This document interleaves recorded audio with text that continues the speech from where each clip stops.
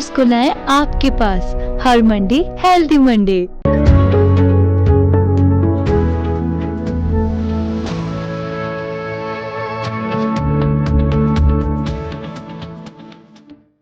Hello नमस्कार, मैं हूँ भावना शर्मा। स्वागत करती हूँ आपका लोकमत राजस्थान के खास प्रोग्राम हेल्दी मंडे में, जिसमें हम रखते हैं आपकी हेल्थ का ख्याल और लेकर आते हैं हर बार अलग अलग डॉक्टर्स की राय। आज हम बात करने वाले हैं एक ऐसी बीमारी की जिसकी कोई एज लिमिट नहीं है। एक 16 साल के बच्चे से लेकर 60 साल के बुजुर्ग तक सब इससे पीड़ित हैं, और उस बारे में बात करने के लिए आज हमारे साथ है dermatologist doctor Shivam Goyal. Sir, बहुत बहुत स्वागत है आपका लोकमत राजस्थान में। सर, सबसे पहले मैं ये पूछना चाहूँगी कि हेयर फॉल का मेन रीज़न क्या होता है? देखिए, हेयर फॉल जो होता है, अपन तो देखते हैं कि बाल झड़ रहे हैं, लेकिन जो उसका एक्चुअल रीजंस होते हैं वो बहुत ही अलग अलग हो सकते हैं। तो साइंटिफिकली अगर हम देखते हैं तो बाल झड़ने के कुछ ऐसे कारण होते हैं जो कि परमानेंटली बालों को ख़त्म कर सकते हैं, और कुछ होते हैं वो टेम्परेरी कारण होते हैं। तो ये परमानेंट कारण होते हैं, बहुत कम लोगों में ही पाए जाते हैं। मेनली जो लोगों में पाते हैं हम वो होता है टेम्परेरी कारण, जिससे कि हेयर लॉस होता है। इसमें कई कारण हो सकते हैं इसके भी, जिसमें होता है first of all telogen effluvium. तो ये एक साइंटिफिक टर्म है जिसके अंदर क्या होता है, ये मान के चलिए स्ट्रेस रिलेटेड हेयर फॉल है। तो वो स्ट्रेस हो सकता है शारीरिक स्ट्रेस या फिर मानसिक स्ट्रेस, या फिर कभी कभार कोई एक्सटर्नल स्ट्रेसर्स भी जो आपके बालों को झड़ने के लिए प्रभावित कर सकता है। तो कोई भी जैसे बॉडी में आपकी न्यूट्रिशनल डेफिशिएंसी होती है, प्रोटीन डेफिशिएंसी, डिहाइड्रेशन, उसके 1-2 महीने बाद आपके बाल झड़ने लग जाते हैं। तो ये टेम्परेरी होता है और ये कुछ महीनों में वापस इसमें रिकवर हो सकते हैं। कुछ जो आदमियों में और जैसे देखते हैं हम कि साइड के बाल जाने लग जाते हैं और गंजापन आने लग जाता है, और औरतों में भी मांग के बाल एकदम कम होने लग जाते हैं। तो ये होता है जेनेटिक और हार्मोनल रीजंस के कारण। तो इसमें होता है कि जो मेल हार्मोन्स होते हैं उसकी वजह से बाल पतले होने लग जाते हैं और झड़ने लग जाते हैं। और जेनेटिक्स में भी इसका एक मतलब आनुवंशिक एक कारण कहते हैं, तो उससे हमारे बाल जो होते हैं पतले और झड़ने लग जाते हैं। इसके अलावा भी कई कई रीजंस होते हैं, कभी कभार इन्फेक्शन से, कभी कभार कोई इम्यून कंडीशन से, मतलब शरीर के अंदर ही ऐसी कुछ बीमारी होती है जिससे बाल झड़ने लग जाते हैं। तो ये बहुत ही ऐसे कई 21 से 20 आप कॉजेज़ मान के चलिए कि हो सकते हैं हेयर लॉस के, और ये हमारा काम होता है डर्मेटोलॉजिस्ट का कि हम आपको बता पाएँ कि आपके बाल झड़ क्यों रहे हैं। सर, तो सीजनल जैसे सीज़न चेंज होता है तो उसके बाद में हेयर फॉल ज़्यादा हो जाता है। Yes. तो ऐसा क्यों होता है? ये एक तरह से आप मान के चलिए हेयर लॉस का एक साइकिल होती है, हेयर साइकिल होती है, जो कंटिन्यूसली आपके बाल इसमें झड़ भी रहे हैं और उग भी रहे हैं। तो जब भी सीजनल चेंजेस होते हैं, सीजनल वेरिएशंस होते हैं, तो हेयर के जो फॉल होता है वो बढ़ जाता है। स्पेशली जैसे जब समर से विंटर्स में ट्रांजिशन कर रहे होते हैं तो हेयर फॉल बढ़ जाता है। जब बारिश का टाइम होता है तब भी मॉइस्चर एक बालों में बढ़ जाता है, तो उसकी वजह से भी एक तरह से अपेरेंट हेयर लॉस होता है, उसको कहते हैं हम, मतलब एक्चुअल में नहीं होता, बट ये सीजनल वेरिएशंस के कारण हमारे जो बालों की हेयर साइकिल होती है वो इफेक्ट होती है, और उससे भी हमारे हेयर फॉल होने लग जाता है। कभी कभार ये भी देखते हैं कि बहुत तेज गर्मियाँ आती हैं तो बॉडी में कोई स्ट्रेस क्रिएट होता है, तो उसके कारण भी हेयर लॉस होने लग जाता है। तो कई रीजंस होते हैं, and seasonal variations is one natural cause, या फिर आप मान के चलिए एक normal cause which can trigger hair loss. साथ में जैसे विंटर्स में ये भी होता है कि जिन लोगों के डैंड्रफ होता है वो बहुत ज़्यादा बढ़ जाता है। तो डैंड्रफ अगर विंटर्स में बढ़ता है तो उससे भी लोगों को लगता है उनका हेयर लॉस बढ़ गया है। मेरा नेक्स्ट सवाल आपसे यही है कि स्ट्रेस से क्यों बाल झड़ते हैं और क्यों हेयर फॉल होता है? ये जो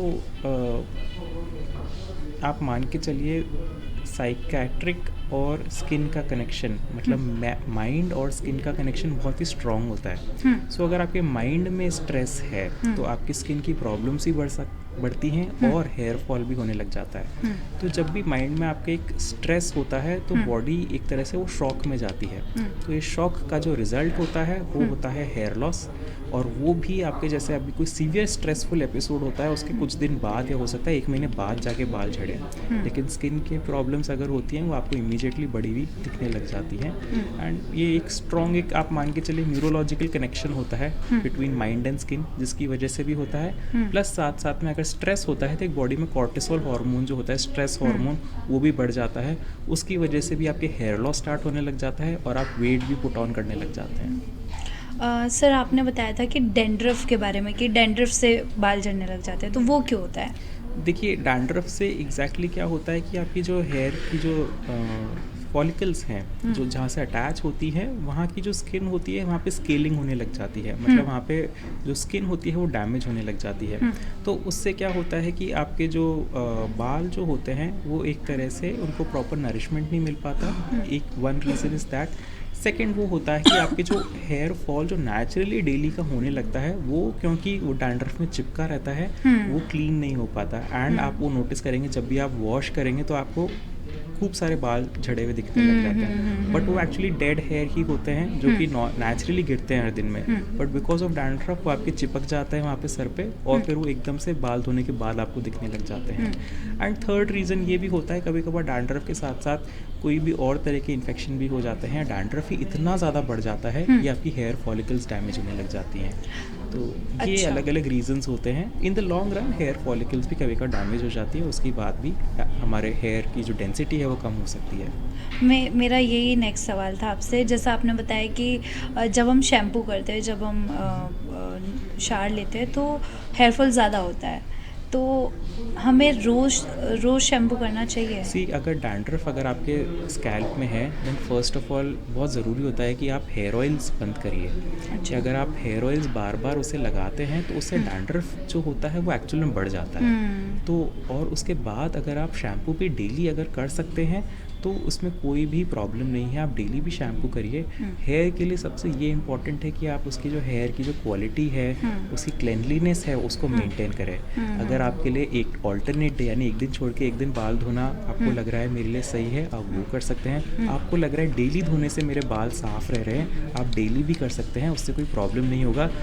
मेन इशू यही होता है कि आपको अपने बालों को साफ रखना है, चाहे वो आप डेली करें या ऑल्टरनेट डे करें, डेली भी शैम्पू करने से कोई प्रॉब्लम नहीं होता। एंड स्पेशली अगर आपके डैंड्रफ है then even daily use of a shampoo of a daily shampoo combined with an anti dandruff shampoo is required. Sir एक मिसकंसेप्शन है कि अगर हमारे पास हमको डैंड्रफ हो रहा है तो हमें ना रोज़ शैम्पू तो नहीं करना चाहिए और ऑयलिंग नहीं करनी चाहिए, सॉरी ऑयलिंग ज़्यादा करनी चाहिए, तो उस पर क्या कहना है? जैसे आप बता रहे हो कि ऑयलिंग छोड़ दो, तो सी एक्चुअल में ये जो ऑयल्स होते हैं ये क्या करते हैं कि जो डैंड्रफ कॉजिंग जो एक तरह से फंगस होता है तो एक तो उसका प्रोलिफरेशन मतलब उसकी ग्रोथ एक तो बढ़ा देते हैं, प्लस आपके जो स्कैल्प में जो डैंड्रफ ऑलरेडी ग्रीसी होता है वो उसको और ज़्यादा ग्रीसी कर देते हैं। ऑयलिंग से एक तो डैंड्रफ बढ़ता ही बढ़ता है। अगर आप और ज़्यादा कंटिन्यूसली ऑयलिंग करेंगे आप नोटिस करेंगे कि आपके बैक और चेस्ट पे भी एक्ने इरप्शंस एक्ने होने लग जाते हैं, और स्पेशली फोरहेड रीजन जो है यहाँ पे आपको खूब सारे एक्ने दिखेंगे। तो ये एक रीज़न होता है कि ये ऑयल के रेगुलर यूज़ से होने लग जाता है। तो ये इसलिए हम ऑयलिंग सबसे पहले मना करते हैं कि आप ऑयलिंग बंद कीजिए ताकि आपके ये सब जो कॉज है एक तरह से जो डैंड्रफ का आपको बढ़ा रहा है वो एक तरह से ख़त्म हो। फिर जो एग्जिस्टिंग डैंड्रफ है उसको कम करने के लिए हम एंटी डैंड्रफ शैम्पूज देते हैं। उसमें अलग अलग तरह के इंग्रेडिएंट्स होते हैं, जैसे कि सेलेनियम होता है, सेलियम सल्फाइड होता है, और ये हम जिंक कंपाउंड जैसे यूज़ करते हैं। अलग अलग कंपोनेंट्स होते हैं, कीटोकोनाजोल जैसे अलग अलग मेडिकल इंग्रेडिएंट्स जो कि हम एंटी डैंड्रफ शैम्पू में देते हैं। एंड दैट इज़ हम जो होता है उसको एक फ़िक्स टाइम पीरियड के देते हैं, और उनको पेशेंट्स को हम बताते हैं कि इसको आप कुछ दिन के लिए आपको फ्रीक्वेंटली अप्लाई करना है, या तो आप डेली या फिर ऑल्टरनेट डे एटलीस्ट अप्लाई करना है। एंड उनको मेंटेनेंस में फिर हम कहते हैं कि एटलीस्ट आप वीक में वंस और ट्वाइस अगर आपको डैंड्रफ है तो इसको बाद में भी कंटिन्यू रखिए ताकि आपके बार बार डैंड्रफ ना हो और आपको वापस इसका रिलैप्स ना हो। सर हेयर फॉल का हार्मोनल इम्बैलेंस से क्या रिलेशन है? सी ये हार्मोनल इम्बैलेंस जो होता है ये मेनली फीमेल्स के पर्सपेक्टिव में आता है, क्योंकि मेल्स में तो जो मेल हार्मोन होता है उसकी वजह से थिनिंग होती है बालों की। तो वो मेल हार्मोन जो होता है DHT कहते हैं उसको, डायहाइड्रोटेस्टोस्टेरोन कहते हैं, जिसकी वजह से बाल जो होते हैं पतले होने लग जाते हैं। अब अगर यही मेल हार्मोन फीमेल्स के अंदर ज़्यादा बनने लग जाए तो उस कंडीशन में फीमेल्स के अंदर भी जो मिडिल पार्टीशन होता है वो कॉमनली यहाँ से बाल कम होने लग जाते हैं। तो ये जो DHT हार्मोन होता है ये फीमेल्स में अलग अलग कारणों से बन सकता है, या फिर मेल हार्मोन्स भी होते हैं। ये डिस्टर्बेंस तब आता है जब फीमेल्स में ये पॉलीसिस्टिक ओवेरियन डिजीज़ यानी कि PCOD की कंडीशंस डेवलप हो जाएं, फीमेल्स में वेट पुट ऑन वो जल्दी करने लग जाएं, या इवन फीमेल्स में अगर थायराइड की कंडीशंस डेवलप हो जाए, जैसे कि ये हाइपोथायराइड कंडीशंस हैं और या फिर हाइपरथायराइड कंडीशंस है, दोनों में हेयर फॉल की प्रॉब्लम होती है। इसके साथ साथ कई तरह की और भी हार्मोनल प्रॉब्लम्स होती हैं, जिससे कि अगर फीमेल की बॉडी में मेल हार्मोन ज़्यादा डेवलप होने लग जाते हैं या थायराइड की प्रॉब्लम डेवलप होती है या फिर हमारे जो स्ट्रेस हार्मोन्स हैं वो फीमेल्स की बॉडी में अगर डेवलप होने लग जाता है, उसकी वजह से हेयर फॉल स्टार्ट हो सकता है। सर हेयर फॉल और डाइट का क्या रिलेशन है?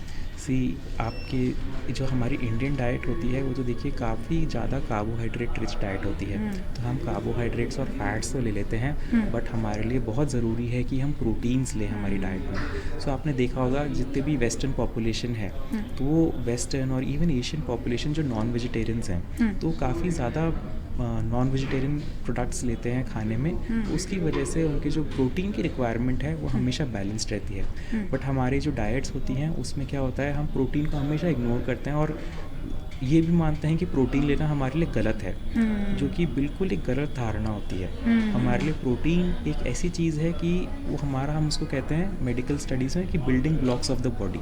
तो उससे हमारे जो जोड़, शरीर के जोड़ हैं, स्किन है, हेयर है, टीथ है, सब कुछ प्रोटीन से ही बन रहा है।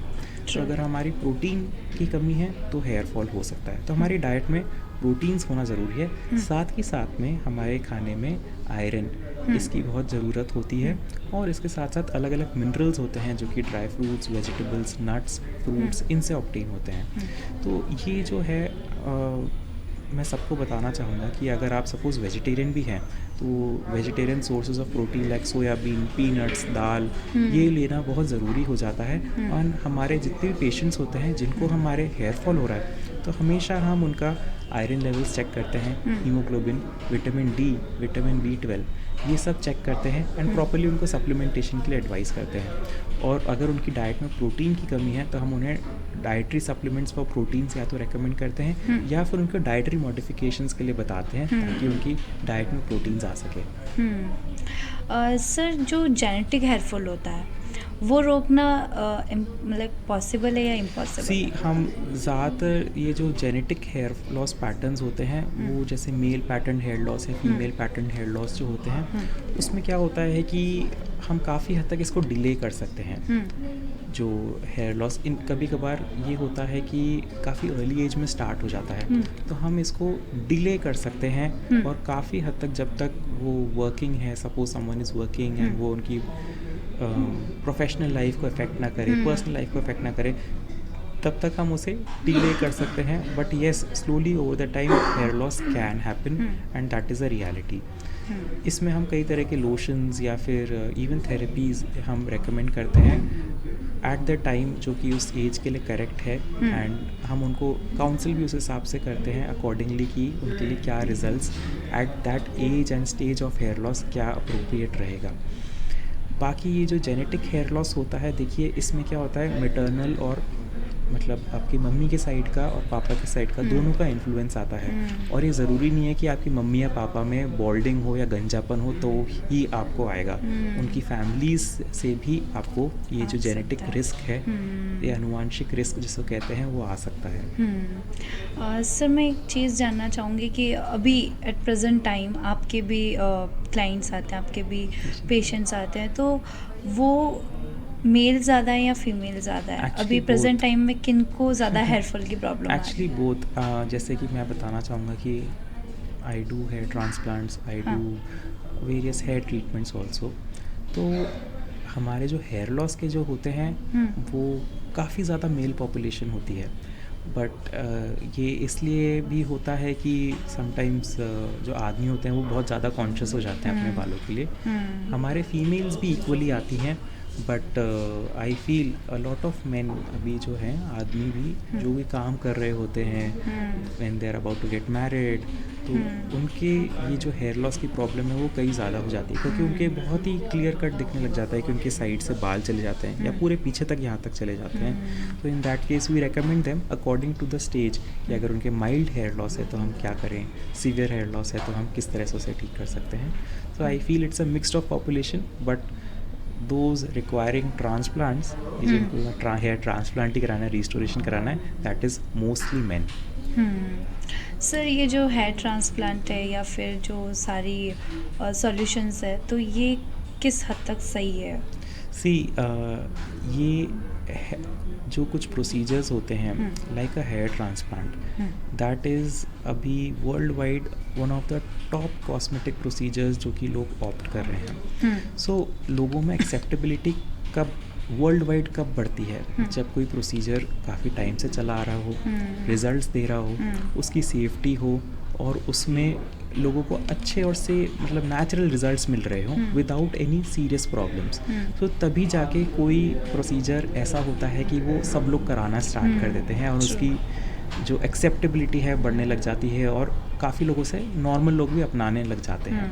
सो हेयर ट्रांसप्लांट जो होता है, देखिए फॉर श्योर एक कॉस्मेटिक प्रोसीजर है जिसमें हम ये नहीं बोलते कि आपके बाल चले जाएंगे तो आपकी लाइफ से कोई खतरा है या फिर आपके बाल आ जाएंगे तो आपकी लाइफ में कोई खतरा ख़त्म हो जाएगा. ऐसा बिल्कुल कुछ नहीं होता. ये बिल्कुल एक पर्सनल चॉइस होती है. सपोज़ आज जो यंग एडल्ट्स हैं, बोथ मेन एंड वुमेन, सब लोग काम कर रहे हो, they want to look good. और आज का ज़माना है ऐसा, इंडिया से growing economy, everyone has a job to look after, yeah, family, job, personal life, social life, everyone wants to look good and it is a natural choice for everyone कि हाँ सब लोग अच्छा दिखना चाहते हैं. So in that case hair transplant is something कि आजकल इतना convenient हो गया है. The techniques have become so much better. आजकल हम बिना कोई चीरे टाके के हम hair transplant कर सकते हैं and within few hours हम हेयर ट्रांसप्लांट ऐसे कर सकते हैं for a required area and हमारे पेशेंट्स विद इन कुछ दिन ही वापस से अपना काम रिज्यूम कर सकते हैं. सो ये सब इतना कन्वीनियंट हो गया है एंड आप बिलीव नहीं करोगे, कुछ कंट्रीज जैसे टर्की, उनका टूरिज़्म पूरा हेयर ट्रांसप्लांट पे डेवलप हो गया है कि वहाँ पे वो लोग यूएस और यूके से जो होता है ट्रैवल पैकेजेस बुक करते हैं and flights, hotels, 5-star hotel, travel packages, everything, because वहाँ पे the whole economy, not just the economy, even acceptability इतनी ज़्यादा है कि people are coming there for a hair transplant because it is so convenient. वाह, बहुत अच्छी चीज़ है ये तो सर. शैम्पूज़ और ऑयल्स में हमें कौन से इंग्रेडिएंट्स है जो देखने चाहिए? सी आजकल मैं ये आई थिंक जो भी लोग थोड़े से अवेयर हैं तो सब लोग ये चाहते हैं कि सल्फेट फ्री शैम्पूज़ हों. ये बहुत ज़्यादा ट्रेंड बन गया है, SLS free shampoos, paraben free shampoos. So ये जो सल्फेट्स होते हैं ये एक्चुअली बहुत ही अच्छे क्लेंजर्स होते हैं एंड इनका क्या है, मतलब आप मान के चलिए गलत बदनामी हो चुकी है. तो ये जो होते हैं सल्फेट वाले शैम्पूज़ होते हैं, these are very good cleansers. और जब हमें एक्चुअल में बहुत ही अच्छा क्लेंजिंग एक्शन चाहिए देन सल्फेट वाले शैम्पूज़ हम एक्चुअली रेकमेंड करते हैं. बिकॉज जो सल्फेट फ्री शैम्पूज़ होते हैं ये सिर्फ हम कुछ कंडीशंस होती हैं लाइक अ बेबी स्किन या फिर अ वेरी सेंसिटिव स्कैल्प, ये ऐसी कुछ कंडीशंस होती है जिसमें हम सल्फेट फ्री शैम्पूज़ हम रेकमेंड करते हैं. सो ये जो इंग्रेडिएंट्स होते हैं, मैं एक्चुअली यही आप जो एक इंग्रेडिएंट जो बदनाम होता है वो मैं उसके बारे में सब दर्शकों को बताना चाहूँगा कि इट्स नॉट रियली रिक्वायर्ड कि आप सल्फेट फ्री शैम्पूज़ ही यूज़ करें. बिकॉज अगर आपके शैम्पू में सल्फेट भी ऐसा लॉरेल सल्फेट होता है, लॉरेल सल्फेट होता है, these are very good cleansers. और अगर आपके डर्मेटोलॉजिस्ट आपको रेकमेंड कर रहे हैं then it's for your own good. Sir ये तो गई प्रॉब्लम्स पे बात. अब आप कोई सॉल्यूशन बताइए, कोई होम रेमेडीज़ या फिर कोई ऐसे सॉल्यूशन जो पॉसिबल हो फॉर एवरीबॉडी हेयर फॉल के लिए. सी अगर मैं सबको बताना चाहूँगा, अगर आपके डैंड्रफ है then even if an anti dandruff shampoo अगर आप बाज़ार से भी लेते हैं like a Head and Shoulders या any other anti dandruff shampoo, that you should at least start using. और अगर आपके डैंड्रफ की प्रॉब्लम है then stop using hair oils. इसके साथ साथ आपकी जो अलग प्रॉब्लम्स होती हैं जैसे कि हेयर लॉस की कंडीशंस अगर आपके डेवलप हो रही हैं एंड अगर आपके ट्रांजिएंट ही यानी कि कुछ दिन से ही अगर हेयर लॉस हो रहा है then maybe it is due to some stress related cause या फिर ऐसा कुछ कॉज होता है जो कि टेम्परेली होता है, वो ठीक हो जाता है. बट इसके दौरान ये बहुत ज़रूरी है कि आप अपनी डाइट का ध्यान रखें कि अगर ऐसा कुछ हो रहा है देन आप अपने स्ट्रेस को मैनेज करें और साथ साथ में आपके जो डाइट है उसमें आप प्रोटीन्स और विटामिन्स और इन सब चीज़ों का ध्यान रखें. फ्रूट्स का ज़रूर इनटेक आप रखें डेली. एन एप्पल और even some other fruit can be very helpful like an apple और एन ऑरेंज. एंड इसके साथ साथ अगर आप नट्स लेते हैं जैसे कि आलमंड है और एप्रिकॉट्स हैं, अखरोट हैं, बादाम है, ये आप अगर अपनी डेली डाइट में लेते हैं that is extra beneficial. Thank you so much sir for your valuable time and I hope कि जो आपने इन्फॉर्मेशन दी है वो हमारे दर्शकों के लिए बहुत हेल्पफुल होगी। और आज के लिए बस इतना ही, मिलते हैं अगली बार नए एक्सपर्ट्स की नई राय के साथ। तब तक देखते रहिए लोकमत राजस्थान भावना शर्मा के साथ।